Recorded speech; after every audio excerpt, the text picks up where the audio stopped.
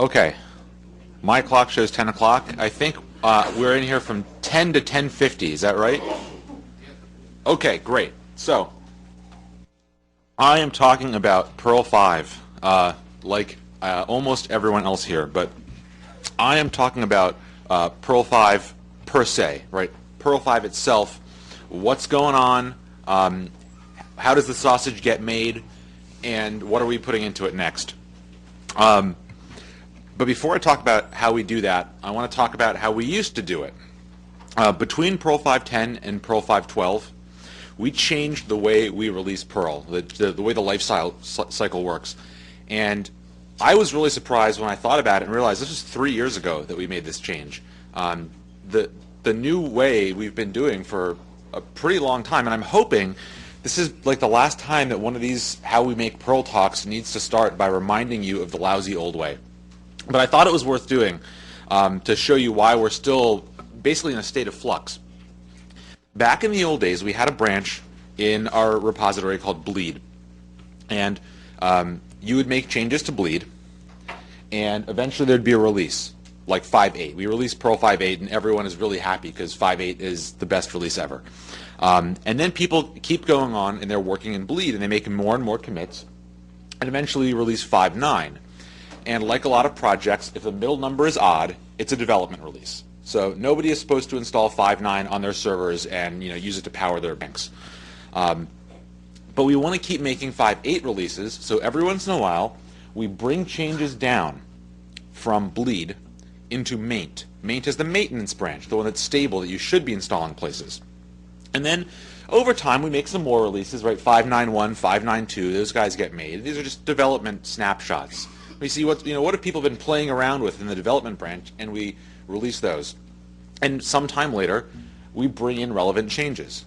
Now, these are just some changes, right? Like in Bleed, we fixed some bug. There was a bug in Perl. It gets fixed in Bleed, and eventually someone says, I'm going to release Perl 5.8.2, and I'm going to bring in that bug fix and 7 other bug fixes.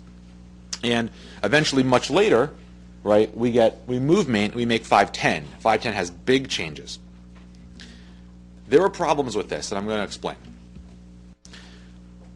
Bleed needs to stay in a working condition. Right? Everyone shares Bleed. That's where all the development happens. So if you break Bleed, you make everyone else unhappy. But that's where all the work is getting done. So it's breaking, getting fixed, and moving around. It's a big moving target. There's lots of churn. But the real next stable release is going to come from Maint. And anything that you want to get into Maint, like you have a little bug fix, it needs to go into Bleed, right, and work there, and then you need to get somebody to review it, make sure it makes sense, make sure it belongs in Maint, and then cherry pick it down. And this became known as Cherrymaint, right? You've got someone whose job it is to go through, look at all this stuff in Bleed, and figure out what belongs in stable. What do we want to bring down? And this is a lot of work, right? There's a lot of stuff that's going on there. And how long is 5.9 going to be around? We don't know. So there's an indefinite amount of time that bug fixers are going through this long process. And who is doing this work? The Pumpking is doing this work, and the Pumpking has lots and lots of other jobs. So we end up with a very sad Pumpking who's sitting there trying to do all this work, not only to make Perl better in general moving into the future, but then doing all this almost administrative work, right? Bringing in changes from the Bleed branch into the Maint branch so that people who just want a little better Perl to keep installing and upgrading and fixing bugs can get them. And how do we know when we get these new releases? How do you know when you get 5.9.2 or 5.9.3? How do we know when 5.10 is done? How do we know when 5.8 is done? How do we know when it's time to say, now we get a new release? And how do we know what stuff can go in which? Well, what's the criteria for saying this bug fix or this feature can go into 5.8.2? Because you have features that landed in patch levels, right? 5.8.9 added some features. 5.8.1 added a bunch of features. How do we decide these things? What is a stable release? And the answer to basically all these questions is, well, when I say so. It's soup when I say it's soup, and that's when it's soup. And this is not actually the worst idea, right? You can have a project lead who says, look, I am taking very good care of this project. I'm going to be able to, I know it when I see it. This is going to be done when I know it's done. But in practice, what it led to was really long waits for new features to hit production. So people would implement a bunch of features during 5.9. And when do they actually get released? Well, the answer in hindsight is not for a long time. And the answer in foresight was, we don't know. Right? I wrote a really cool feature. Someone writes a really cool feature. You get the defined OR operator.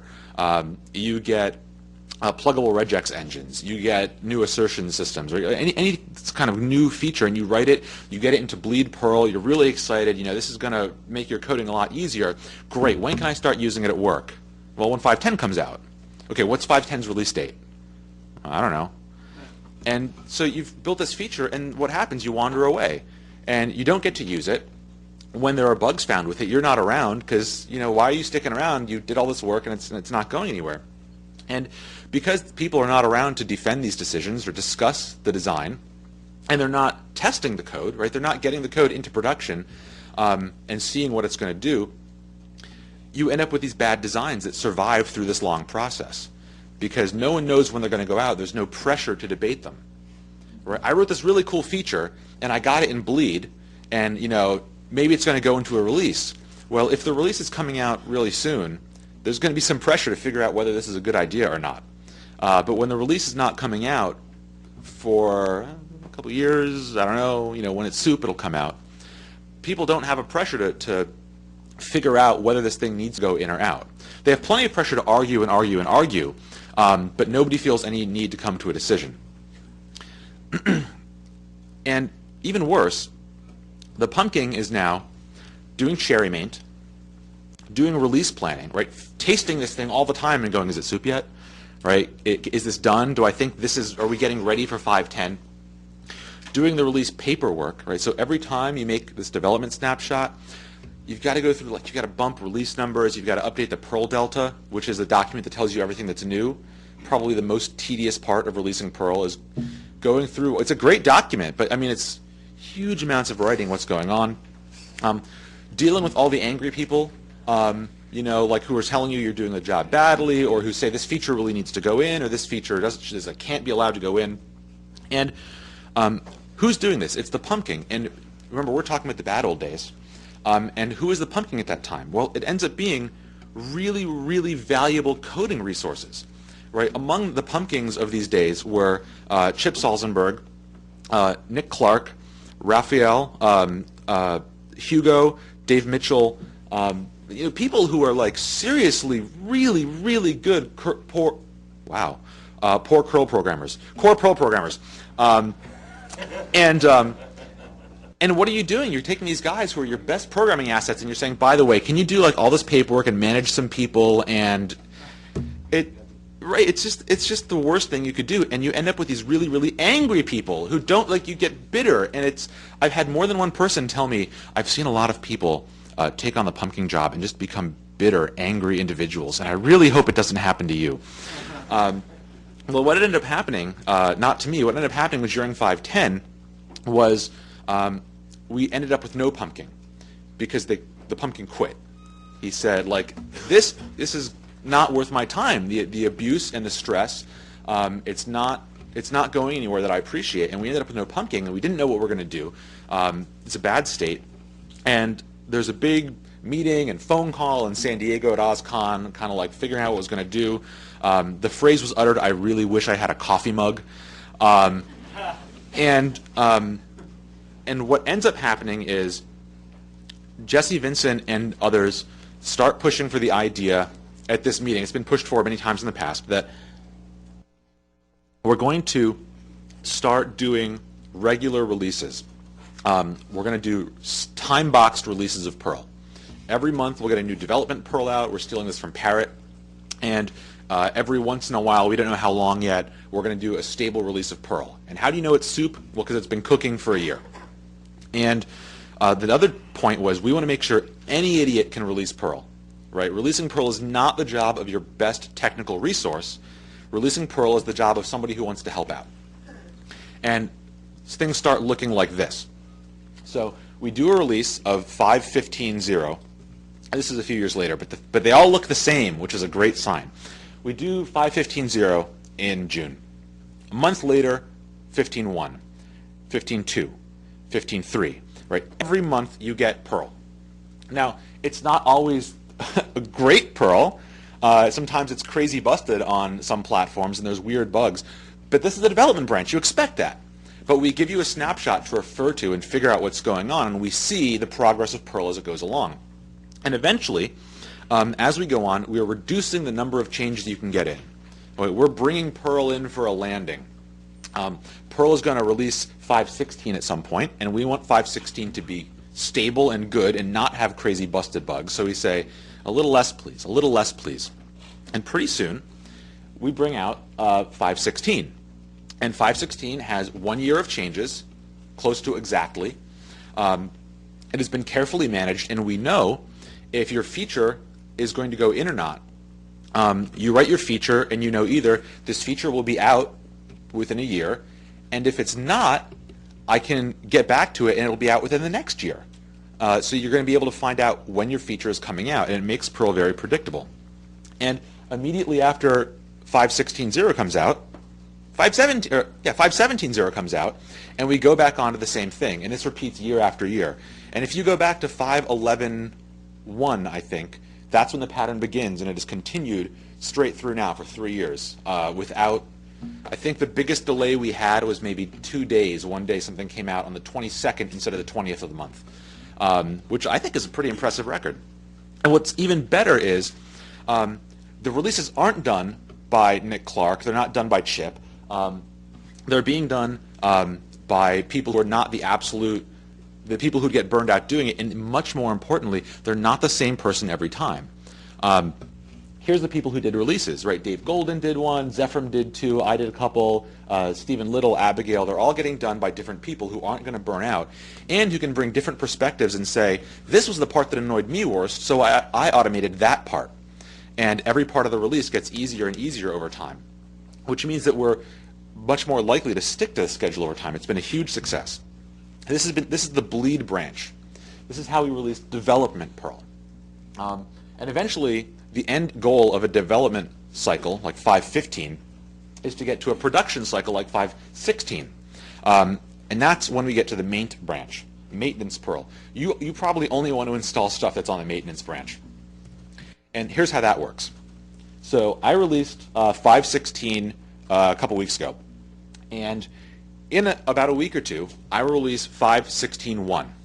And that's just going to be the things that we couldn't quite get into the release window for 5.16.0, or the few bugs that have popped up in the meantime. And so people who say, well, I'm not going to install Perl until the .1 release is out because those .0 releases are twitchy.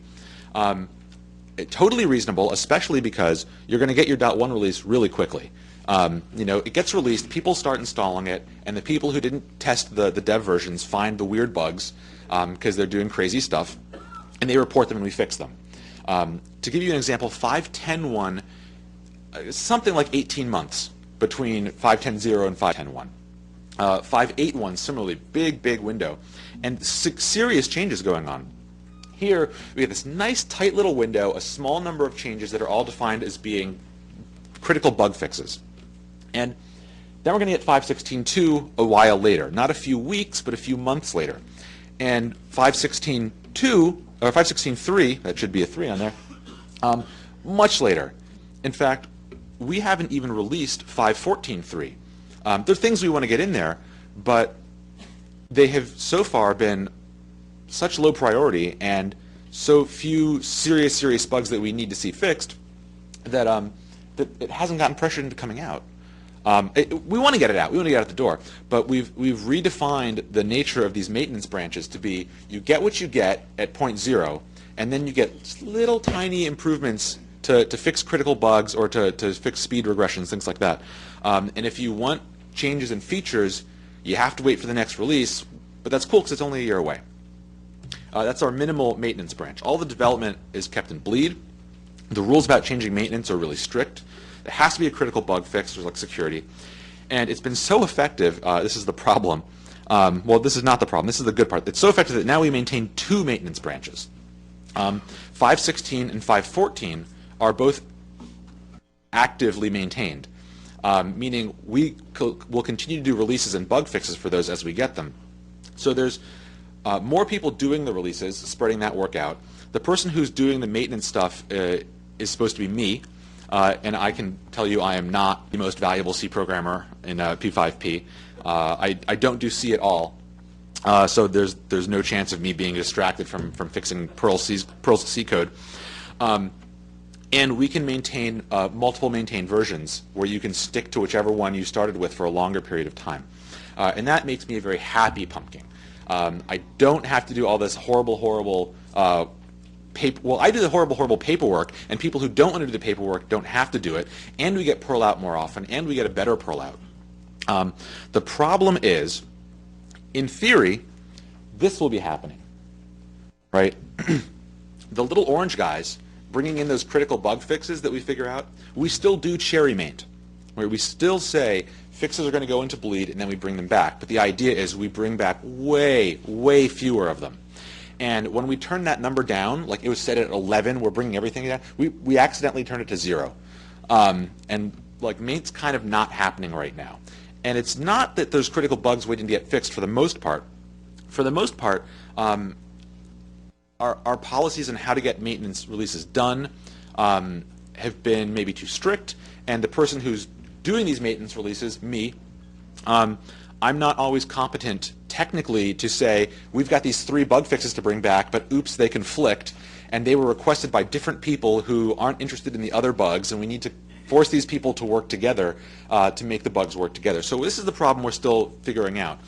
But the problem of getting back your sort of like 3rd level of bug fixes, because we got 5.14.1 and 5.14.2, getting at 3rd tier bug fixes that haven't been found for 9 months, if that's the problem you have, or the old problem was we don't release a new version of Perl for 5 years, that's pretty good progress. Okay, so I keep talking about the Pumpking, and I'm going to talk about what the Pumpking is. Back in the day, everybody's heard this story a million times, but I'm contractually obliged to tell it.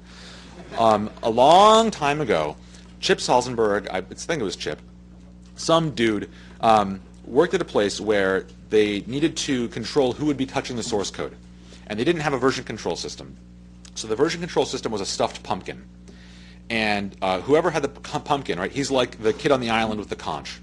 He's the only person who can do stuff. And if you want to change stuff, you go through him. He's the benevolent dictator for now. He can do everything. And in the past, he was the person who could do everything. You had the Pumpkin, who was the technical lead, the best programmer, and the person through whom all things went. But we already talked about the problems, and now the Pumpkin is the guy who manages the project.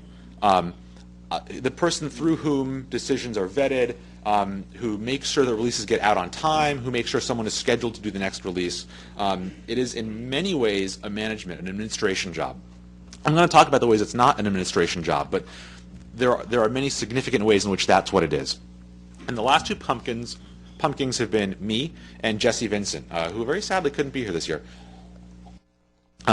Jesse and I get along really well, and I think that we both want what's good for Perl 5, and we mostly agree on what that is, but we look at the future in very different ways. How many people here saw Jesse's talk last year? Okay, yeah, it's a bunch. That's a bunch of people. When Jesse talks about the future, and I think really when Jesse thinks about the future, right, he sees like this glorious world of tomorrow where everything has been built up into this perfectly well done thing. Everything's getting better and better and better, and that's our destiny. That's not how I see the future. I am always imagining the worst thing that could possibly happen, and that is how I plan all of my technical decisions and my software engineering. And so he was talking last year about what his hopes and dreams were, and how like we're going to go into this bright future. And I couldn't bring myself to do that kind of thing. It's not my nature. So the things I'm going to talk about are like my fears and anxieties about what our problems are and how we can address them, and how we can have a realistic view of the horrible future into which we're marking, and how we can make it less horrible. Because I think that there is hope as long as we are always terrified. Yeah, right. So I'm an American. This is how we are. So right. So I want to talk about how I see how I see the job, and not just like how I see the job is I get to be a dictator, which is cool. But what my responsibilities are to Perl, and I think the most important thing is my job is not to make sure Perl gets better. My job is to make sure Perl doesn't get any worse. Because, like, does that mean I'm the language designer? Well, no, only to the extent that if I offer a design, someone carries it out. If I show this is how it's going to work, and I say make it so, and no one carries it out, I'm not. My language designer position is not doing that much. And like I said, I'm not a C programmer. I'm not in this to write Perl. I'm in it to take care of Perl.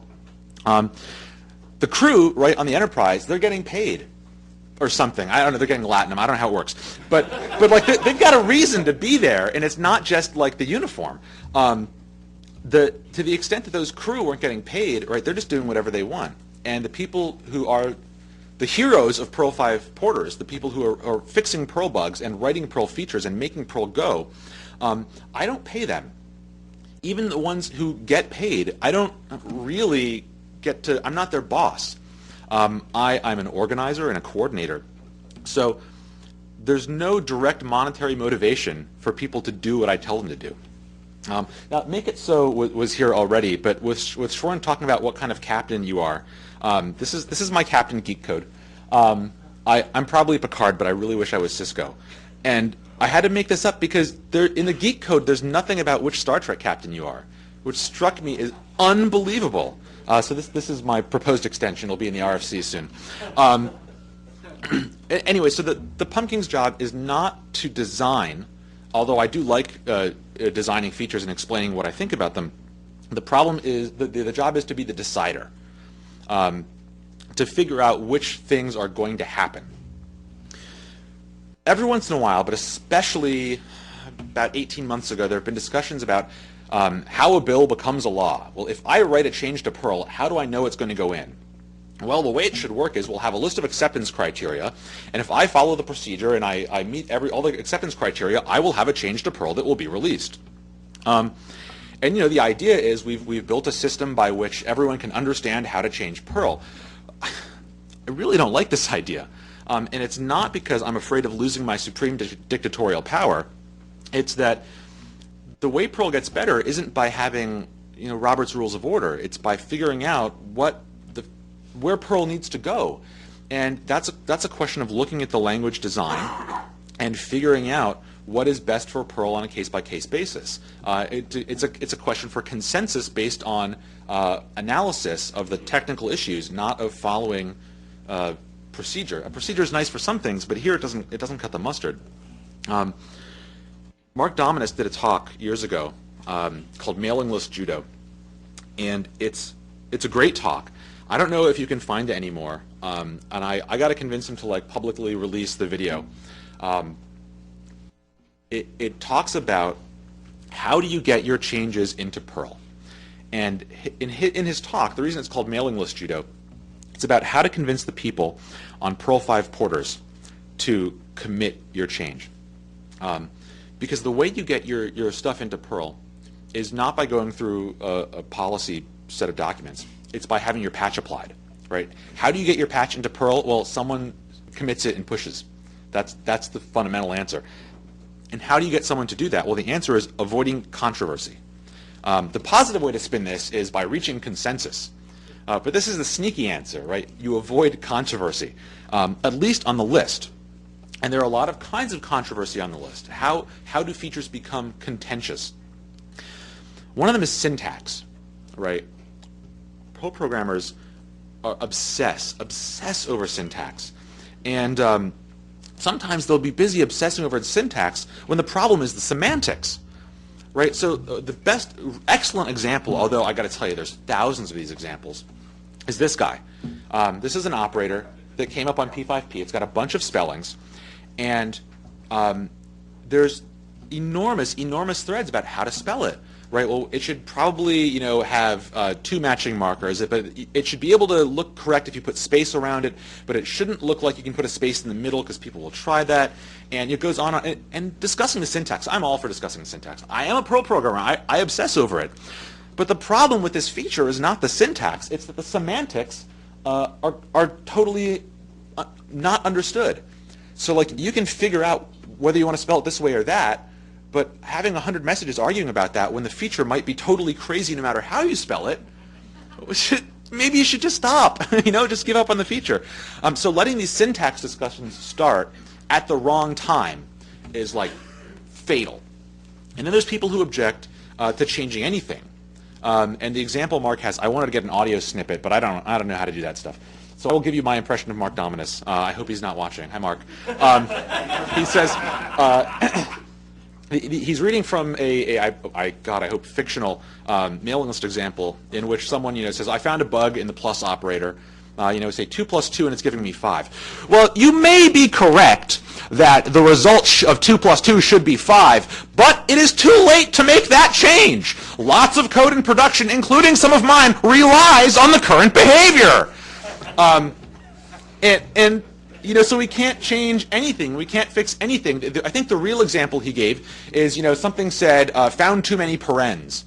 And someone said, it should probably be parentheses, because parens isn't a word. If you're not a native speaker, you can't find it. Well, if you are string matching on the warning, someone might be looking for the misspelling of the word parens with a Z. And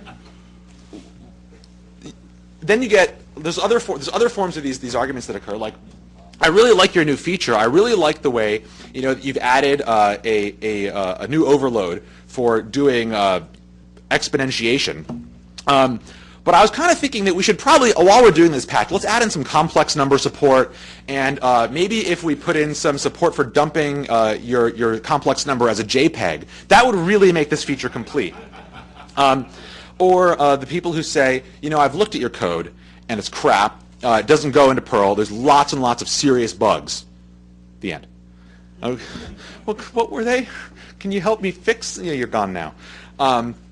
So in reality, these are real observations, right? These are things that happen on the list, and it makes Mark's partly tongue-in-cheek advice in that talk ring true, which is the best way to get it in is to lobby the Pumpking in private, right? Like call me over, give me a case of beer, and say, man, I got this new feature. I really want to get into Perl. Because you want to avoid this long-running P5P thread, because P5P, the Perl 5 Porters mailing list, can be a horrible, horrible place to spend your day. When I became Pumpking, I started reading every message that goes to P5P. I used to I'd read the first 3 and go, kill thread. And now I read them all, and man, I know why these guys end up bitter. It's like there's lots of angriness.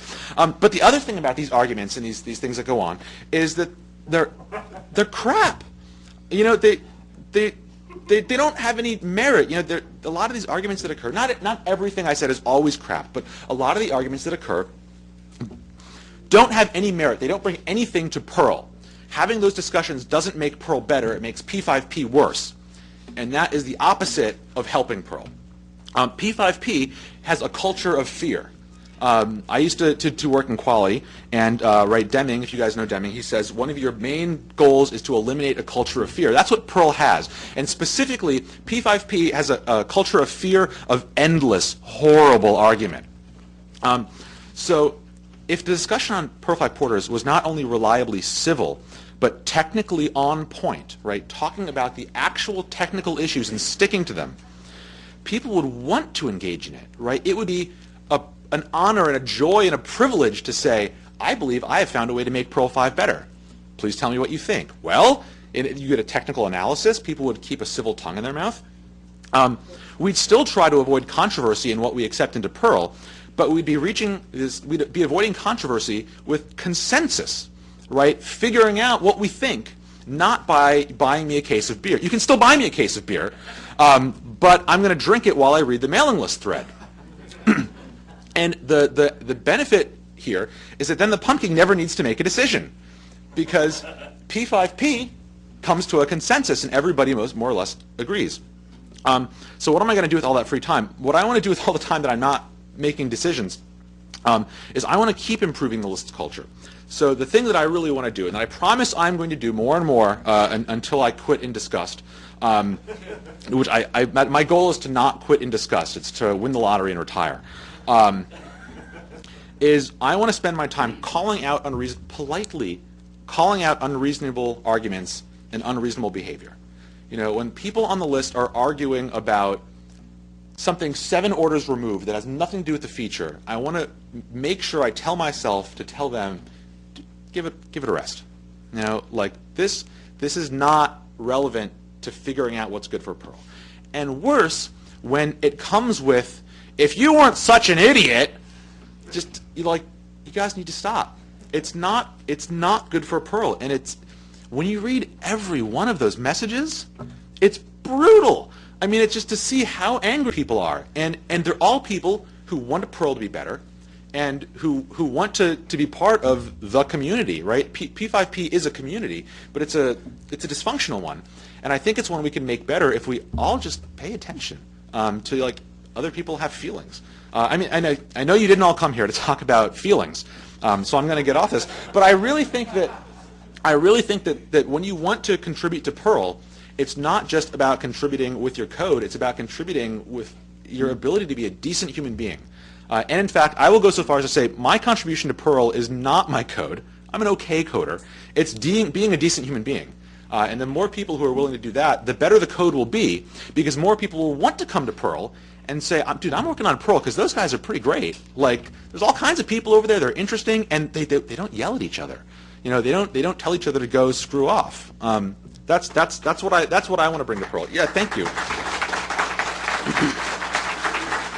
So if my job isn't to make sure that Perl gets better, I'm not here to put features into Perl. It's to make sure that P5P culture gets better. That is what I want to do. And I think P5P culture will echo out to the rest of Perl, but I got to limit myself to one horrible place at a time. Okay, so that's enough about feelings. Let's talk some more about code. Sometimes even if you have a long, focused, civil conversation, you still end up with controversy. Not anger, you know, not vitriol and hatred, but you know, you just don't know whether it's a good idea. People disagree. And my priority here, when we've gotten to loggerheads and we don't know what to do, is to still not have to decide, because it's hard. So the first question about how can I not decide whether this belongs in Perl? Can we put it on CPAN? If people come in a lot to Perl 5 porters and say, I've implemented this feature and I want to put it into Perl, and there's a very mixed reaction, like, well, that sounds good, but maybe it should do this, and I'm not sure how this will scale and interact with other stuff. Can you implement it in a CPAN module? Can you write that? And often the answer is no. You know, I would, but I can't. And maybe that's the thing to fix in Perl. We want to focus more not on adding stuff to Perl, per se, adding new features, but in adding the ability to do more stuff outside of Perl. Right? If they say Perl is the syntax and CPAN is the language, we want to make that even more true. Like put more of the language into CPAN, stuff that looks like syntax, or make it so that Perl is the architecture and CPAN is the syntax and the language. It's not going to be universal, but the more stuff we can do outside of core, the more experimentation we can do to figure out whether the idea is a good one. Does this belong in core Perl? I don't know yet, but we can find out by disseminating it to people and letting you figure it out yourself. And if we can't fix Perl to make it more extensible to build your feature, maybe we can simulate the semantics, right? Well, you want this new operator that's going to do this thing, and implementing the operator is tough. But can we make can you write a module that just does that with a function? Okay, it's slower and it looks dumb, but you write it, and now we can use it all over the place, or you can use it all over the place. And I guarantee you, from personal experience, many times you will realize that this design you are so sure of, you start using in practice, and you will hate it. And what happens there is you have just saved Perl from getting this thing into it that a year later you will be sorry for. Sorry? This is one of the reasons we now have feature. Right? You've seen use feature say, use feature a current sub, use feature FC. We want to try hiding things behind feature. If you can't make it extensible and we really want to figure out whether it belongs in Perl, we can hide it behind feature. Feature isn't just for stuff that we want to make part of the core language right now. That's what we've used it for so far. Like, you get FC or current sub. If you say use 516, those features turn on because we think they belong in the language. We've decided that. But we can have features that aren't in a version. Like, what if we write a feature for a binding operator, which some new operator that's going to let you do lexical aliases, or whatever. We're going to make a new operator that automatically adds the next largest prime number to your existing prime number, because that's really useful. We don't know whether that belongs in the core language, but we have to do it in the core language for whatever reason. We can stick it behind a feature. You have to explicitly ask for it, and later we can take it away, and you will know it's going to get taken away, because when you say use prime operator, use feature prime operator, it's going to say, hey, by the way, man, that operator's going away because we decided it was dumb. And we can hide it not only behind use feature, but we've been talking about use experimental.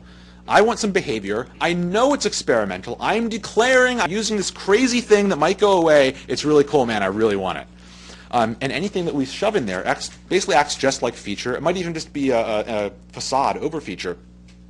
But it lets us say, look, I want this operator, and it's going to work for now, but later you're going to start getting a warning.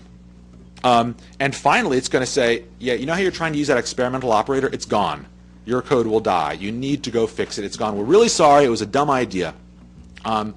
So these are all the strategies that let us not change Perl permanently. The strategy of last resort is that we've got to change, and it's controversial, and it can't be prototyped on CPAN, and it can't really go into feature. It can't go into experimental. So how are we going to decide? Because we've reached the strategy of last resort, which is change Perl, right? Really change what Perl's going to do. So now I have to make a decision, and I'm going to tell you guys how I look at these decisions. The feature has to be some of these things, or I look at these questions. Is it small and specific? Are we adding one simple, well-defined behavior that doesn't seem like it implies lots of other stuff, right? This one small, simple thing that has a lot of value. That's good. Is it a generic feature that touches things all over the place, but is consistent, unsurprising? You can look at it and know what it's going to do in many contexts, and it's going to make sense. That's good. Is it teachable? For me, this is a really huge one. When I started writing summaries during Perl 5.10's run-up to release for my local Perlongers group about the new features, I found a couple of these features where I realized I can't explain these to people. What does the assertion subsystem do? I want you to try and teach that to someone and then tell me how to teach it, because I'm predicting you can't. And it turns out no one could figure out how to explain the thing, so we ripped it out. It didn't make 5.10. Smart Match is a similar kind of feature. In all my talks, I have to bag on Smart Match. Teaching how Smart Match really works is incredibly difficult, and that tells me it's a bad feature. But if I look at a thing and I can realize this feature looks complicated, it's got 6 moving parts, but I can explain it in 2 sentences, that's a really good sign. There's other questions like, does it have value? Is it useful? But this is a good one. What's the maintenance burden? People want to bring in things that are small. They do almost nothing. They only make a small change, but the change behind the scenes is big. And the person who's making this change, they're not going to be around forever. So they're increasing the cost of maintaining Perl forever.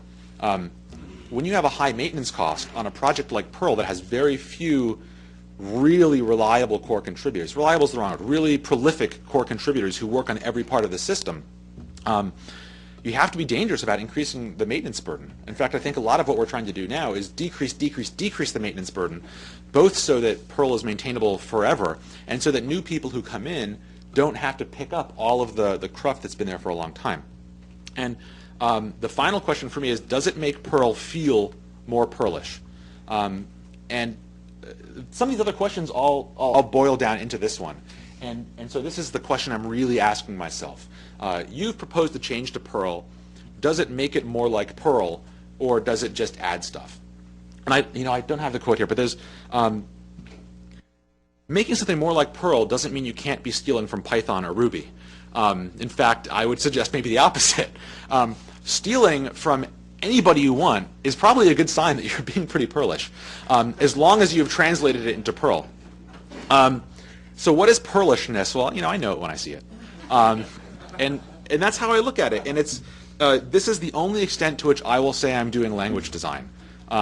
If I look at a change and I look at what we have and I think about what it means that we have Perl and what does this mean to change that, it's very fuzzy, but that I think is where it boils down to me making a decision. This is part of why I don't want to make these decisions, because when I have to make the decision, and there isn't already close to a broad consensus, I am declaring that the way I feel about Perl is the way everyone should feel about Perl, which is absolutely what I want to avoid doing. The other way people can talk about Perlishness is, well, something is more Perlish if it moves us along our roadmap, the roadmap of the future of Perl. So what's the roadmap? I don't make a roadmap. Like, why would I make a roadmap? I don't implement Perl. I can make a roadmap of like, here are the 18 features that Perl will get in the next 2 years. They will change your life. They will be amazing, and no one will implement them. It's going to waste my time. It's going to make me feel bad, and it's going to raise expectations in people who don't know that that's not my job. The roads that we get are the patches that people submit. That's what the roads are, right? We are standing at the frontier, and people come to Perl 5 porters and say, dude, I just blazed a trail. Do you want to walk down it? And we have to decide, like, yeah, that's a good road, or no, man, that one goes into the haunted forest, and like, I worked there for 4 years, and I'm not going back. So how do we decide which ones we want? Well, they have to be backwards compatible, right? This is a huge virtue of Perl, and sometimes we get hamstrung by it, but more often than not, this is one of the reasons Perl is so great. It has to not be surprising, it has to be useful, it has to have conceptual simplicity, this is teachability, it has to be readable, and someone out there is watching this video and laughing and saying Perl features have to be readable, but this is really, really important. I think Perl is a very readable language if you write it the correct way, and we need to keep it that way. And not just these things, but these things taken together, right? Does going down this road change the language in such a way that we've changed the priorities of these in some places and started to make Perl not have the same balance that we're used to? It's very fuzzy, and I'm not sure how it works, but I know it when I see it. So, intelligent design, right? That's always the best way to build something, assuming sufficient intelligence and omnipotence. So, if you are God, yeah, that's how you do it, right? Boom, you make everything. Evolution, on the other hand, has worked pretty well, although it has required billions of deaths and millions of years, and there have been some failed projects. And I still have this thing in my cavity that, like, it's going to explode someday and I'll be in the hospital. So it's got its own problems. So what Perl really is going through now is intelligent evolution, where we get mutations. People design our mutations, and then these mutations, they mutate further and multiply in the captivity of the Perl 5 porters discussion lists. And then we find the ones that we think are bad mutations, and we brutally slaughter them. And we hope that these mutations that we have intelligently chosen the ones that are fit, get us a better Perl. This is why it's a really great idea that we have the Velociraptor, right? He is the guy who's coming through Perl 5 porters and finding the bad ideas and saying, no, om nom nom. And hopefully that means we end up with only these good evolutions. Or the other way to look at it is, this is why it's a great idea we have the onion, right? God gives us the onion, right? The onion gets to us through well, I should say evolution. Right? Darwin gives us the onion. It gets to us in some state, and what do? We cultivate the onion. We say, okay, the onion's pretty cool, but I'd like it better if it was yellow, and I kind of want a sweeter onion. So we go plant it in Georgia, and we start getting the onion that we want. Well, same thing with Perl, right? Larry gives us Perl, and we say, well, okay, Perl's pretty cool, but like, let's cultivate it some more and figure out how we can make it even sweeter and yellower and delicious. I don't know if Perl's probably supposed to be orange, but I'm not sure. So these both work out. The camel, right? I don't know if the camel is. Camel evolutionarily is pretty weird, but it is orange. So the problem is, even when we make these decisions, man, I'm running low on time. Even when we make these decisions, we're going to make mistakes. By which I mean I'm going to make mistakes. How do we fix them?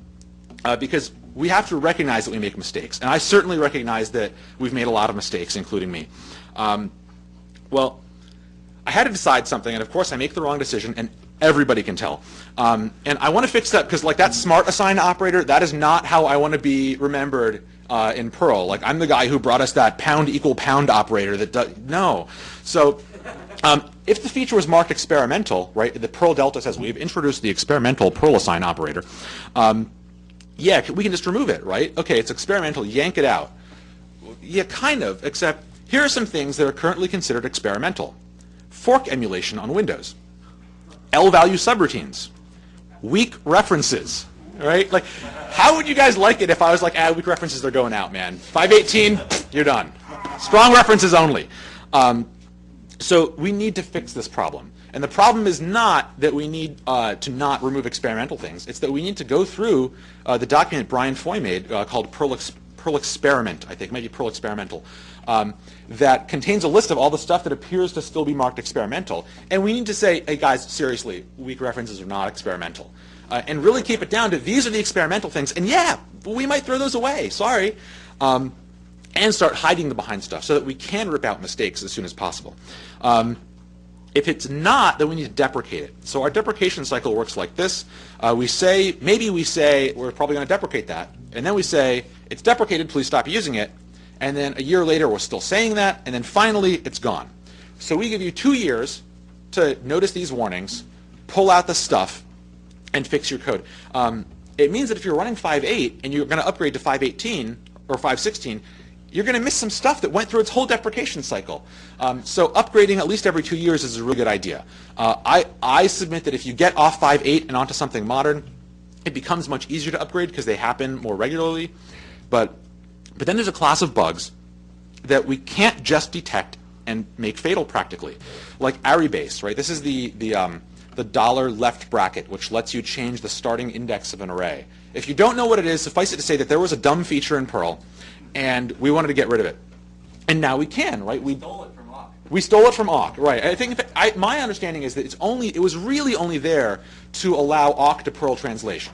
And some people kind of were like, I'm just going to use that because it's great, because I like tickle. And we can remove that because we can detect it. How do you know if someone is using dollar left bracket? Well, because there's a dollar and a left bracket, and they're in their code, right? I mean, you can detect that, and you can detect it correctly, but there are other bugs you can't detect, like the Unicode bug. So if you get a string, you pull some string out of the ether, and then you tack on an A acute. So I don't know what's in $X, but then I do know that it ends in an A acute. And I say, hey, does this string contain any A acutes? And I don't care if they're uppercase or lowercase. What's the answer? It depends. We don't know. Like, it's going to depend on what was in acquire input and maybe some other stuff. This is nuts. This is the Unicode bug. And this is fixed in modern Perl. So how do you deprecate the old behavior? You'd love to. It'd be great to get rid of it, but you can't detect that someone is using it. How do you detect someone is using this old behavior? Well, they've got strings in their program. Whoops! So we have to be really, really careful about putting stuff into Perl that we can't find and kill later. Right? Every feature that goes into Perl has to get a little tracking tag in its ear so that we can fix mistakes because we make them. I'm getting really close to the end, so I'm going to fly through. These are features that people are really working on. So this is the real future of Perl getting written by real programmers. So this is some exciting stuff. Pluggable syntax. Especially Zephyrum and Sprout are working on the ability to write new kinds of syntax for Perl on CPAN. So you can say, I've got an experimental construct. I want to add a new kind of loop, a new kind of scope, a new kind of control flow. You can write that, and it looks like its own syntax, not like a bunch of method calls. The mop. This is not going on in the core, but there's a struggle now going on to build a light, fast, awesome meta-object protocol system for the Perl 5 core. I'm really supportive of this. I don't think it's going to happen this year. I don't think it's going to get into the Perl core this year, but it's happening this year. It's happening right now. A lot of it is written, and it's really, really exciting stuff.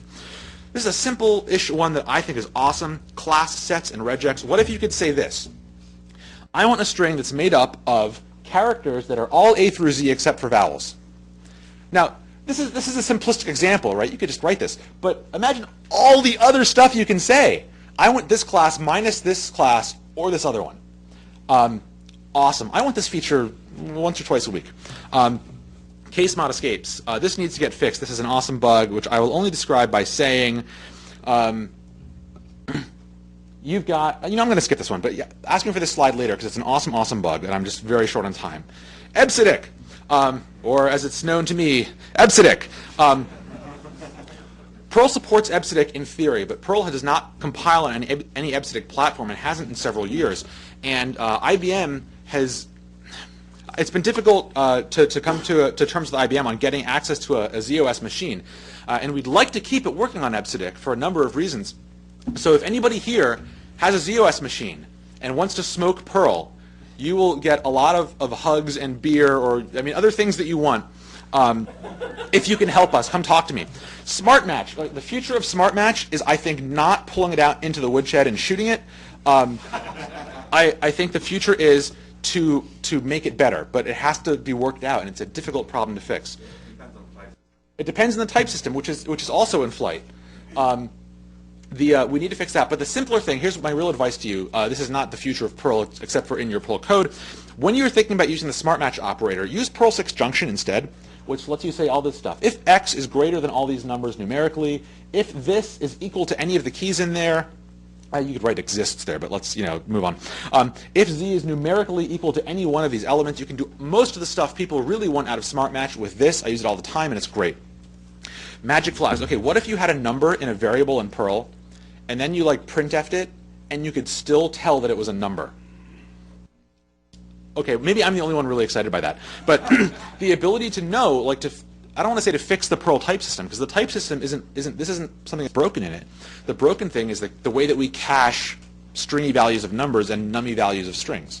If we could fix that, we'd have way, way more information about what kind of value you have in your variables. And you could do all kinds of great stuff like fix Smart Match.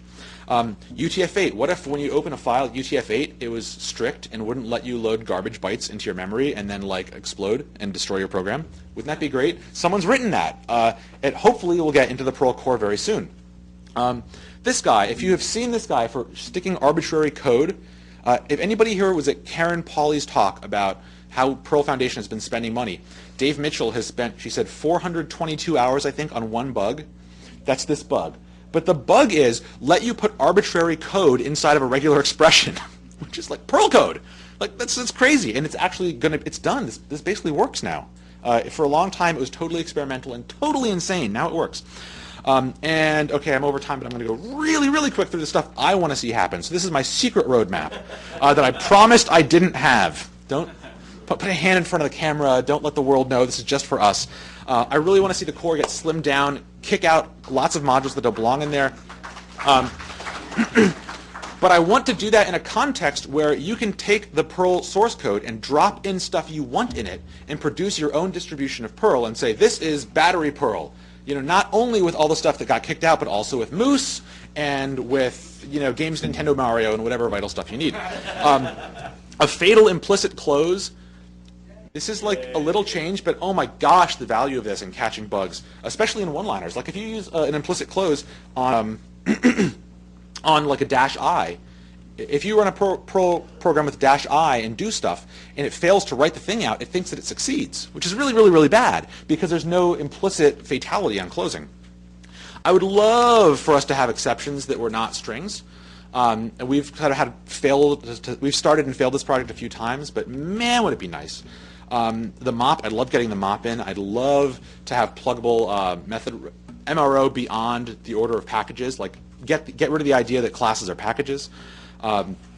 Wouldn't it be great if you could look at a string in Perl and know whether it was characters or bytes?